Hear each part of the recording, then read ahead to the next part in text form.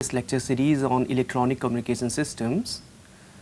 In the previous lecture, we studied about the amplitude modulation and phase modulation. We saw that in amplitude modulation, apart from the carrier frequency, there are two more frequencies that are transmitted, which are slightly, one of these is slightly less than the carrier frequency and the other one is slightly higher than the carrier frequency. These two frequencies which are transmitted apart from the carrier frequency are known as the sidebands. In today's lecture, we will study about the demodulation of amplitude modulated wave. So, the aim will be to understand how to retrieve the signal, the message signal from the amplitude modulated carrier wave. So, in general, the wave, amplitude modulated wave is given by, this is E as a function of time t, and this is amplitude modulated, that is given by amplitude of the carrier wave 1 plus mu, mu is the modulation index, sine of omega mt, sine of omega ct. This we have already saw in previous lecture. This part is the amplitude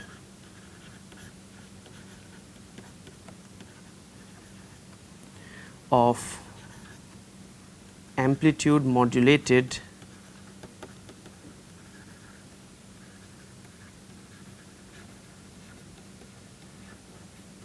wave. Omega c is the frequency, rather angular frequency of carrier wave.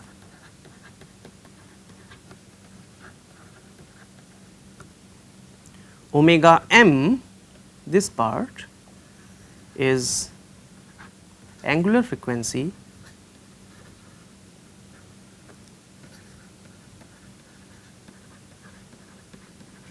of modulating wave.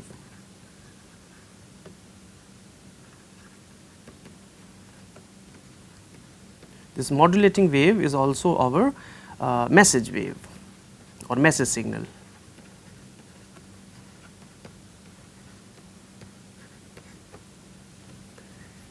Mu is given by AM divided by AC, which is ratio of amplitude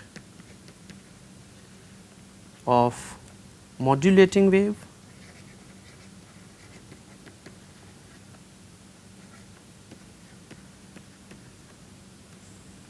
with respect to amplitude of carrier wave. So, mu is basically amplitude modulation index.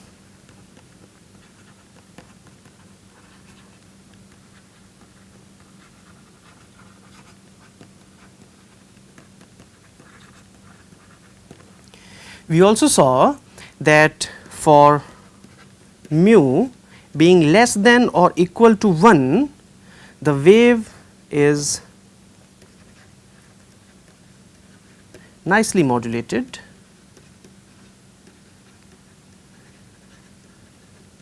in the sense that message signal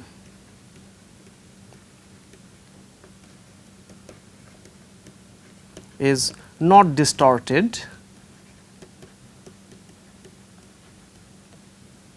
while modulation process,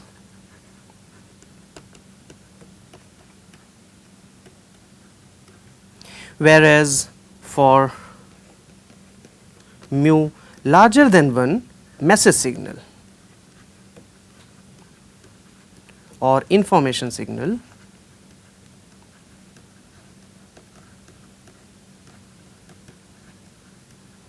is distorted.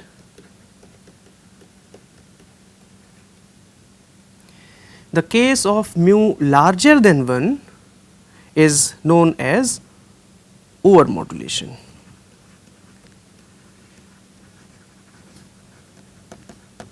This term is known as overmodulation. Now, let us see how exactly we can retrieve the information that was modulated. So, for this we first of all need to have a receiving antenna. So, this is our receiving antenna.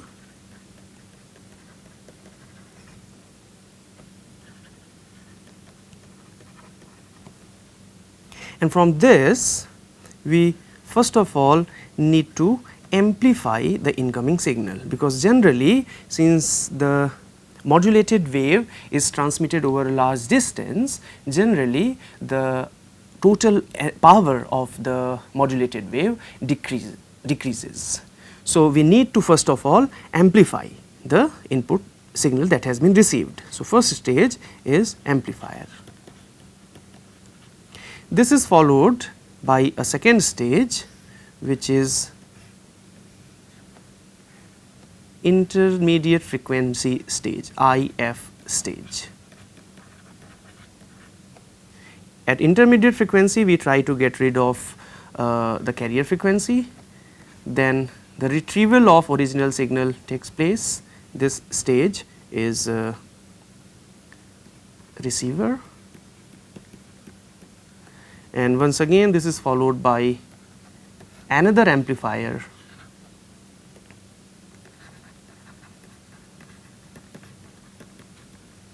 and is finally sent to the receiver of information.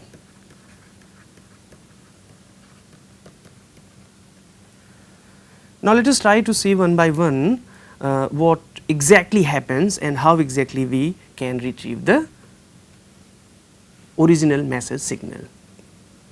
So, if we remember, the shape of the modulated amplitude modulated wave is something like this.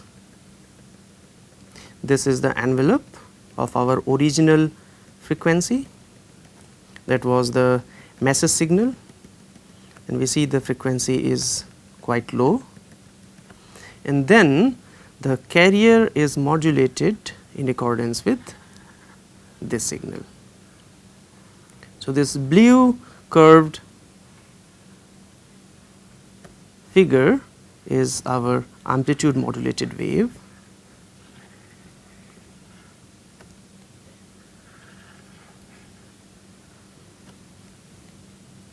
This is time axis, this is voltage or current axis. The red curve, this basically is our envelope of our original information, and blue curve is amplitude modulated wave.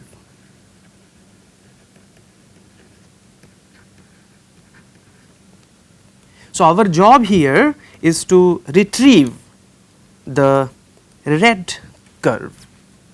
So, first thing what we do at this IF stage and receiver stage is to rectify the original this amplitude modulated wave. So, what we do is, first of all we try to pass this amplitude modulated wave. So, the first step after amplification of course will be to rectify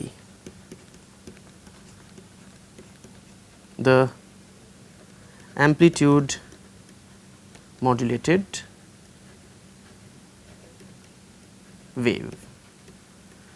Once again, if we go if we look into this figure which has been drawn, so we want to only get this wave, the one which has been drawn in red curve. So, we want to retrieve this the original message signal from the amplitude modulated wave, and we see that towards the positive half of this voltage as well as in the negative half of this curve we have this information signal. So, we do not need both of them. So, we try to rectify it. One half of this wave is sufficient for us. Let us go to the next slide. So, the first stage is rectifier. Now, we know that a simple diode can very easily rectify an AC signal. So, the cheapest and most easy way to rectify the incoming signal is a Pn junction or a simple diode. So, what we do is we try to pass this signal which is amplitude modulated to a rectifier. Now, we cannot simply send the input signal after it has been amplified to diode because the diode will simply it will be overheated and it will be damaged. So, what we do in reality is we try to connect a resistor which can control the current that is being passed through, which can control the voltage that is subjected to this diode, and then we can introduce the signal to this diode. So, this is our V input which is coming from the amplitude modulated wave after it has been amplified, and this is our S series resistance. This is P part of the Pn junction, this is N part. So, what this diode does is at the input we have the amplitude modulated wave. So, amplitude modulated wave is coming here like this.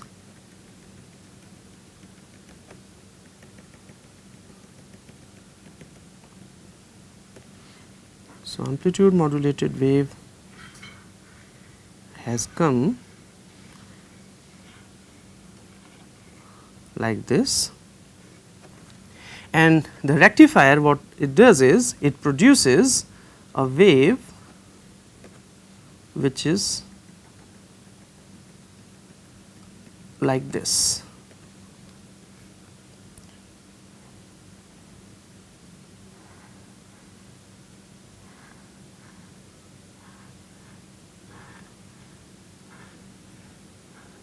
So, we get like this. Now, still we have this carrier frequency. So, this is our message signal or information signal, and this also contains the carrier. We want to get rid of the carrier. So, to get rid of that what we do is we introduce a capacitor which will pass the carrier through this, and at the output we will get our original information signal. Now, let us try to see how exactly this final form is obtained in little more detail. So, what we do is this is still a very primitive circuit. So, what we do is the real circuit schematically is like this. We have one series resistor which is there to prevent the burning of this diode.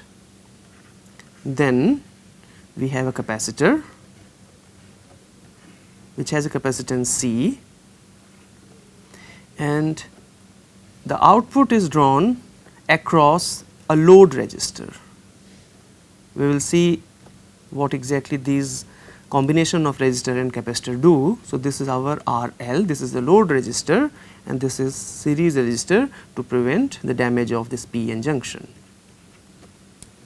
Here is V input.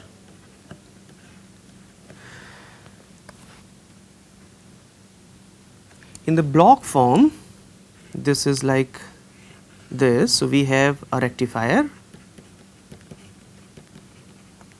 and the second part is an envelope detector.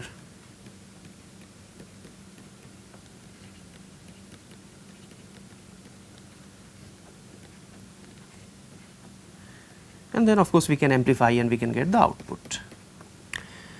To understand this circuit into more detail, let us try first of all to see how the circuit can give us the envelope of, let us say, a very nice sinusoidal pattern. Let us suppose that the input that we are going to provide to this circuit is of this form.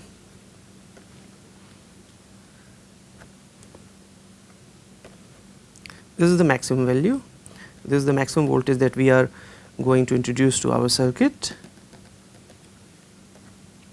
and let us suppose our input is of this form.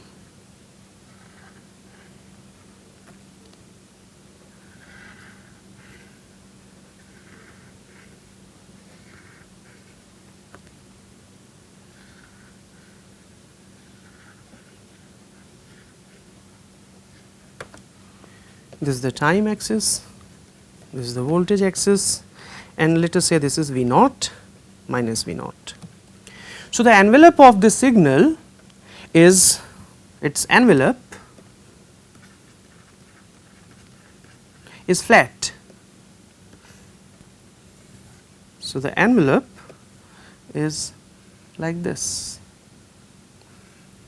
it is flat, V naught minus V naught, and this is time axis. Now, if we subject this voltage to our detector as we have drawn here, if we are subjecting this V, this is, let us suppose that this is V input, this is V input. So, if we are subjecting this to our circuit, what will happen? So, I am redrawing it little bit bigger so that we can have a clear view.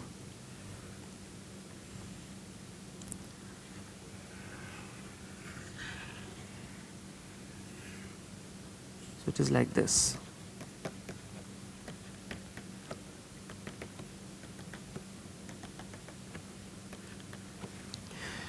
What happens is,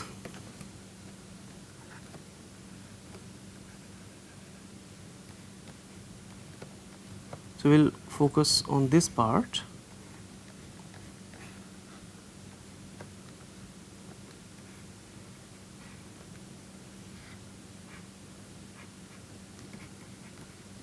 We are taking output here.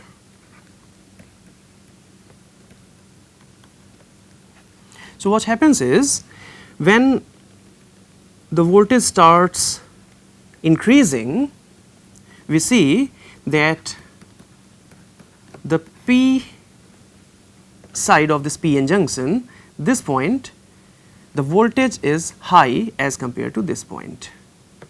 So, basically at this point the voltage is higher as compared to this point, because this has been placed at presently that is at a lower voltage. So, our Pn junction is forward biased. If we look into the IV characteristic of Pn junction, so it is like in the reverse bias we have very little current, whereas in the forward bias the current all of a sudden starts increasing. So, once it is forward biased, the Pn junction behaves like a short circuit, that we already know. So, in forward biased, the Pn junction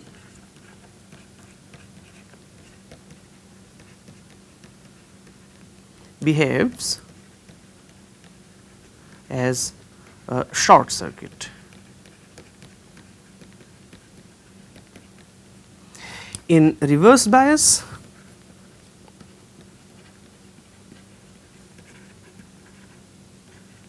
this Pn junction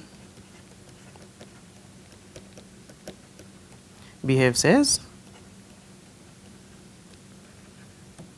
open circuit. So, let us say that we are focusing on time from 0 to t1. So, in this time the voltage is continuously increasing across the Pn junction. So, our Pn junction is in forward bias. So, till this point the Pn junction is forward bias. So, what will happen is this will behave as a short circuit. So, the structure will now be like this, the circuit will be like it is a short circuit. So, what will happen is a current will start flowing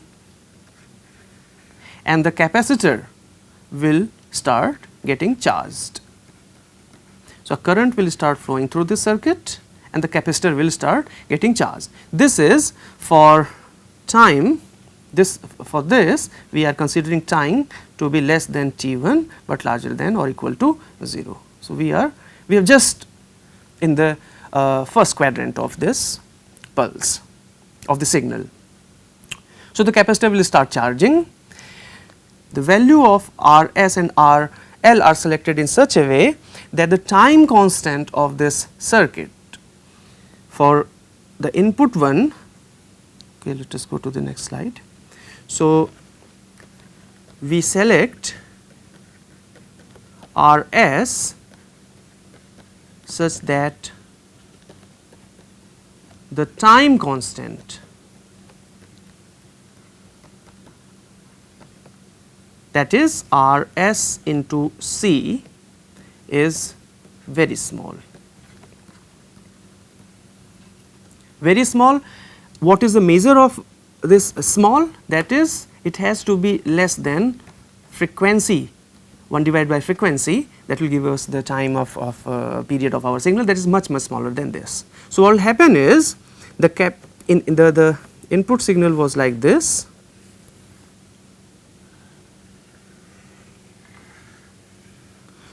So, in the first half of the positive cycle, the capacitor will quickly charge. Generally, the voltage of capacitor as a function of time when it is charging is given by 1 minus exponential minus t divided by RC. So, this thing is time constant, RC is time constant, this thing is time constant.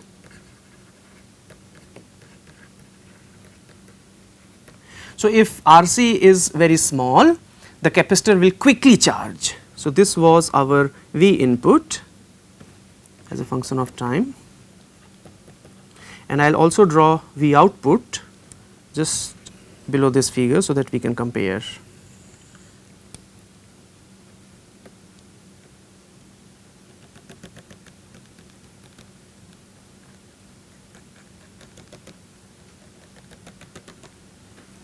So, in the first positive half, the capacitor will very quickly get charged.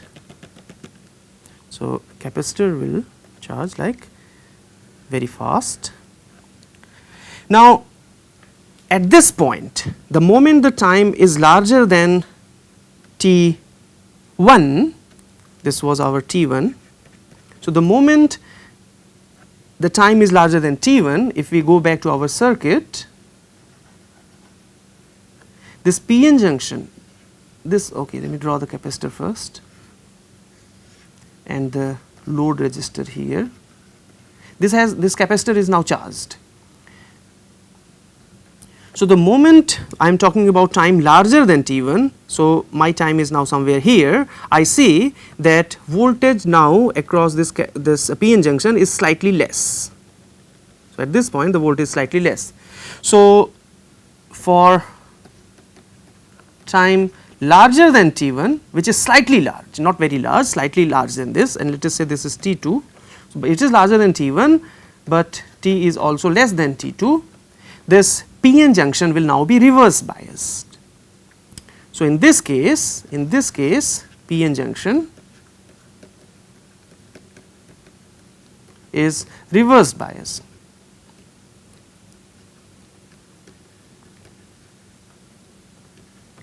So, what will happen? In reverse bias, the Pn junction will behave as an open circuit. So, this is open here.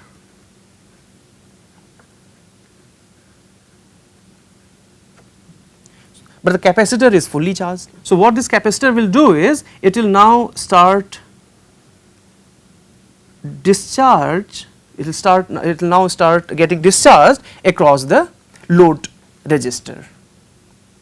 And how quickly it will be discharged? So, this equation was for charging of capacitor.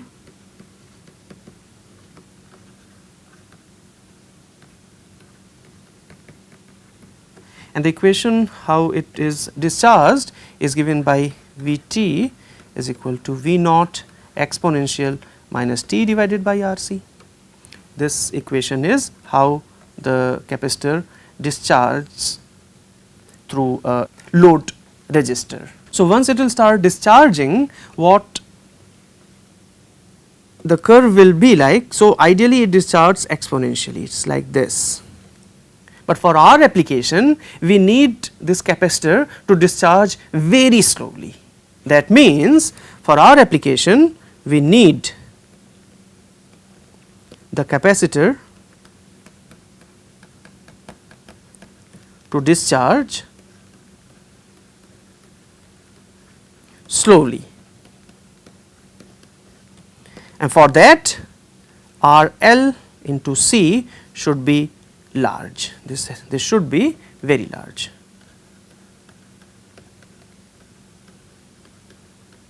That is the time constant of this RC circuit. Which RC circuit? The second one, this capacitor here and the resistor here. This circuit, the time constant should be very, very large. So, if the time constant is large, the discharge will be slow. So, capacitor will discharge very slowly. So, I have two curves here. For this time constant is small, so it discharges quickly, and for this one time constant is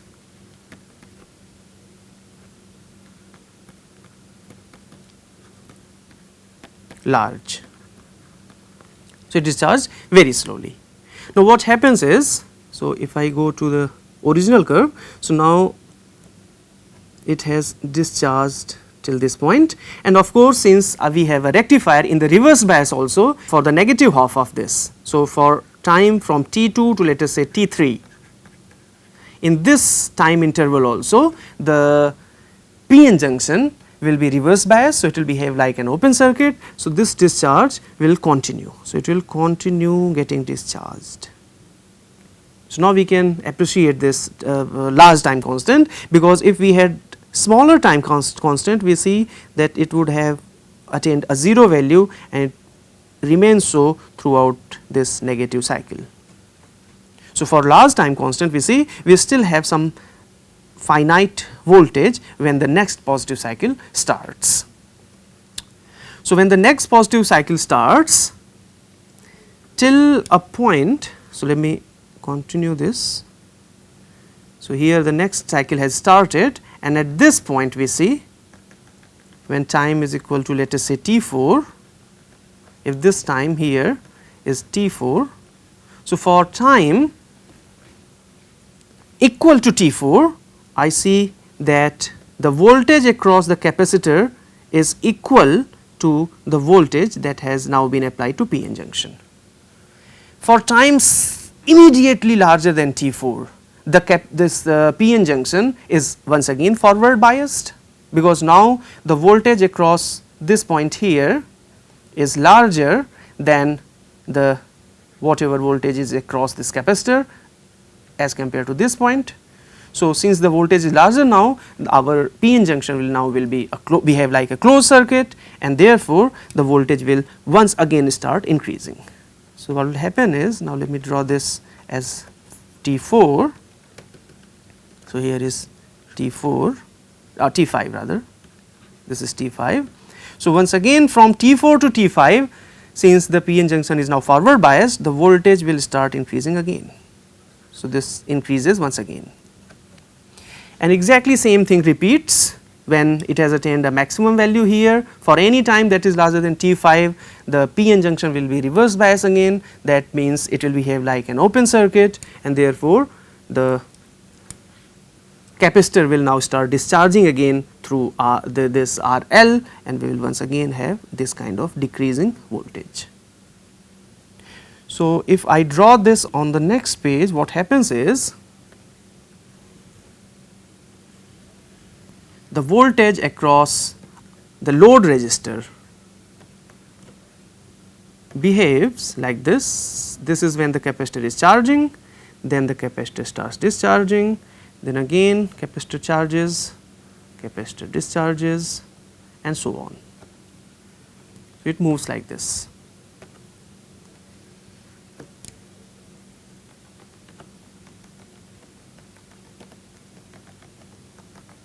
So, it is like this. Although it is not very flat, what ideally we expect is that our V output should follow this trend. It should be constant. It should be constant to a certain value V naught. This is V that is being varied, and this is V naught. So, this is the ideal response that we want.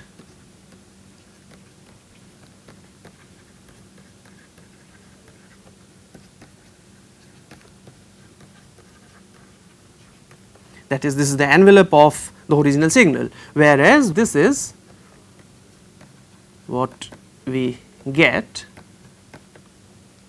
at output of detector.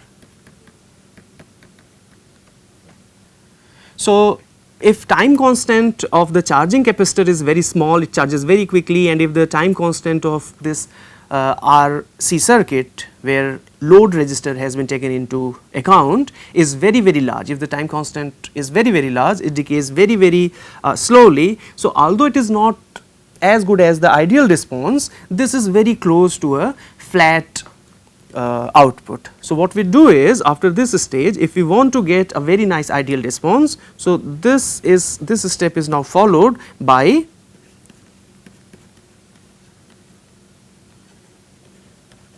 a smoothening filter.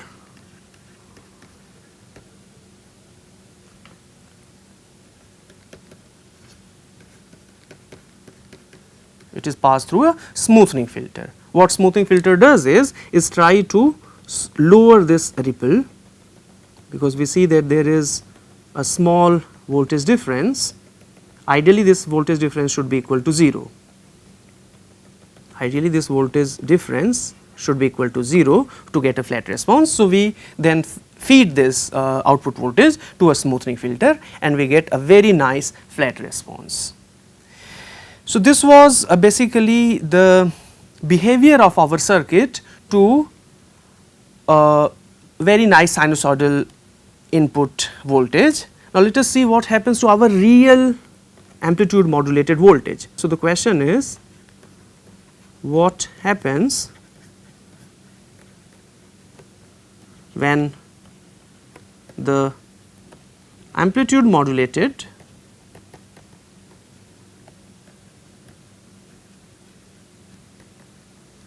wave is passed through this circuit? Let us try to see. So, our input signal now is amplitude modulated. This is our input signal.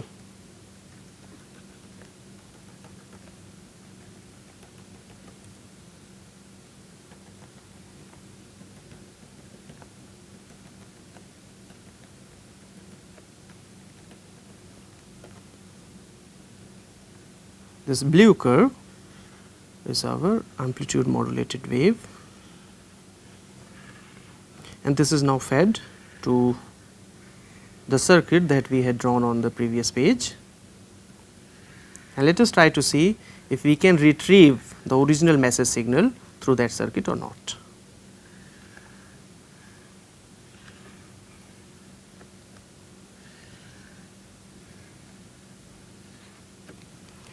So, what will happen? The first thing is that Rs into C is very small. This is very small. The time constant is very small, which is much less than frequency of this amplitude modulated wave. And the second condition is that load resistance times C, this time constant, is very high or very large. So, what will happen? Our capacitor will get charged very quickly, and then for any time that is larger than this, it will start discharging, but the discharge is very slow. So, it discharges till here, then again it starts getting charged, and then it discharges, again gets charged, and then discharges, gets charged, discharges, again gets charged, discharges, again gets charged, and so on.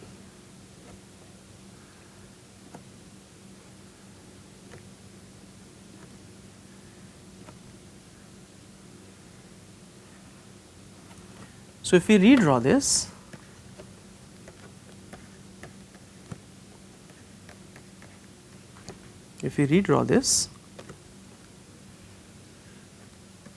and I am now shrinking the scale, so it will be like this.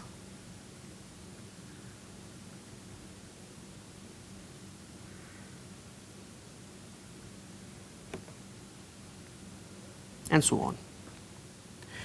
So, we see that this is of very nice shape of our original signal. If we look into the frequency, so once again it will start increasing again.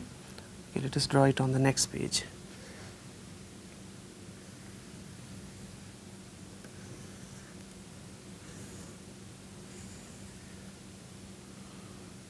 So, here was our amplitude modulating wave.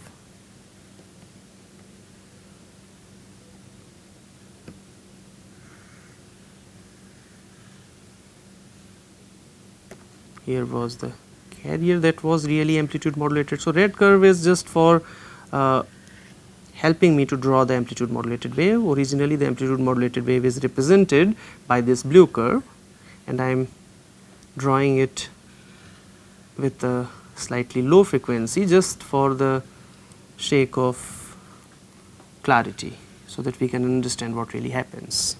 So, in this part it has charged very quickly, then discharged slowly, charged quickly, discharged slowly, then again charged, discharged, so on.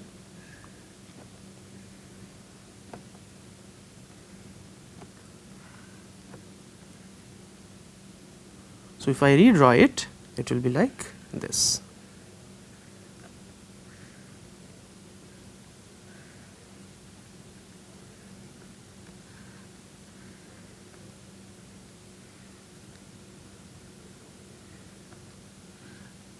And so on. So, the behavior is like our original signal. It is not very nice, but it is kind of sinusoidal. Now, if the frequency of the carrier is very, very large, that means if it is like this,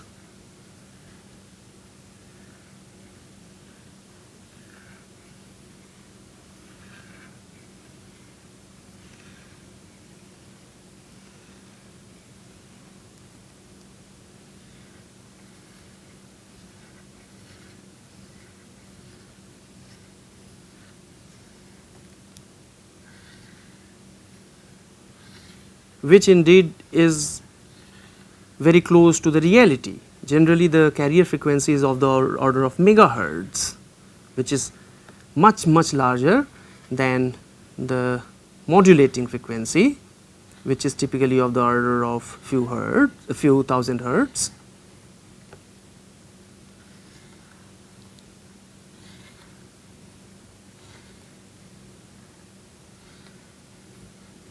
Now, let us see.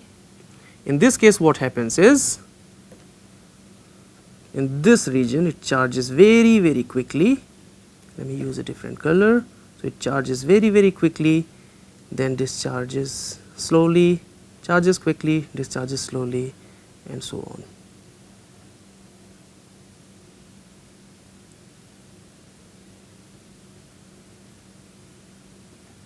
So, we can see it follows very nicely to the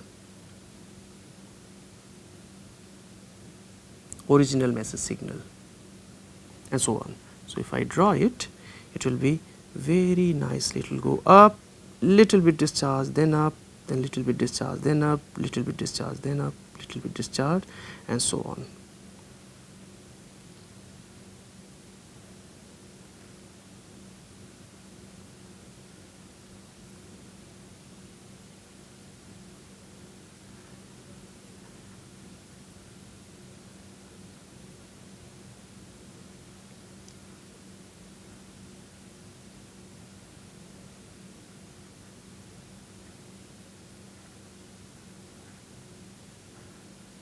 It will be like this.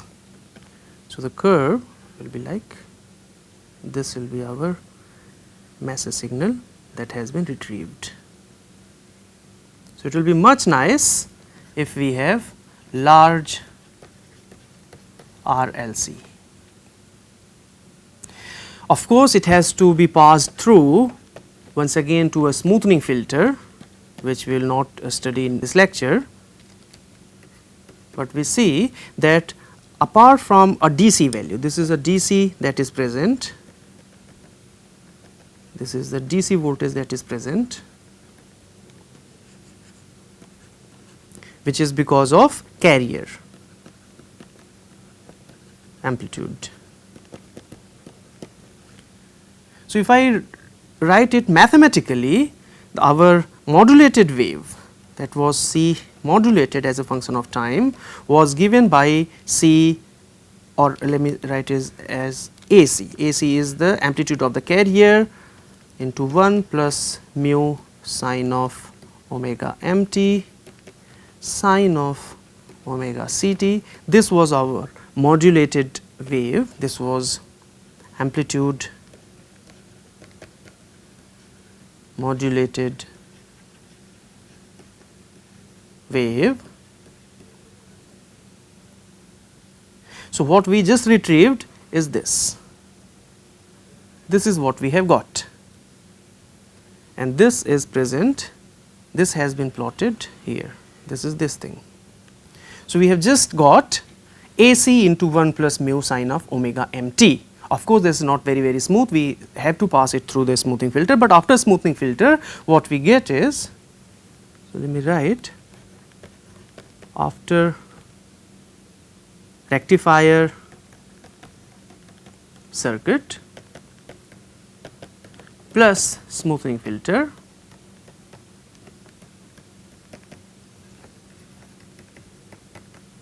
what we get is, we will get voltage as a function of time as amplitude of carrier 1 plus amplitude modulation index sine of omega mt.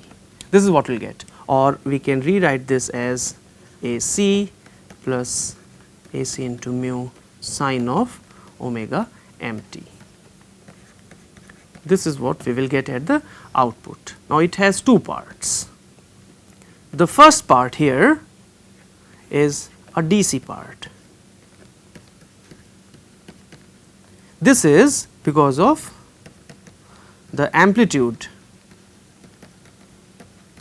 of our carrier wave.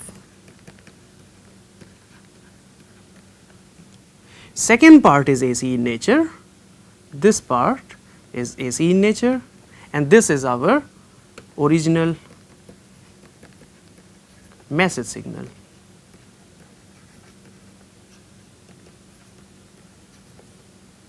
Because we remember mu was given as AM divided by AC. So, basically what we will get is, we will get at output we get DC plus our original message. Now, to filter AC what we do is, we pass this through a capacitor to block the DC, and at the output we get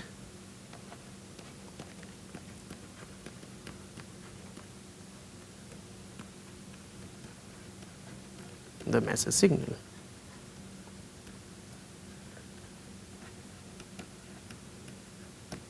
That is AC plus AM sine of omega mt. This which is has been obtained will, after passing through a capacitor, will give us AM sine of omega mt, which was our original signal.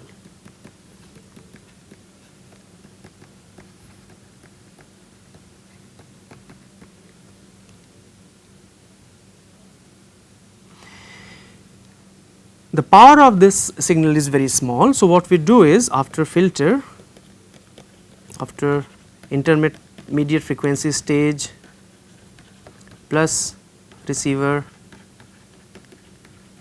what we do is we send it to another amplifier.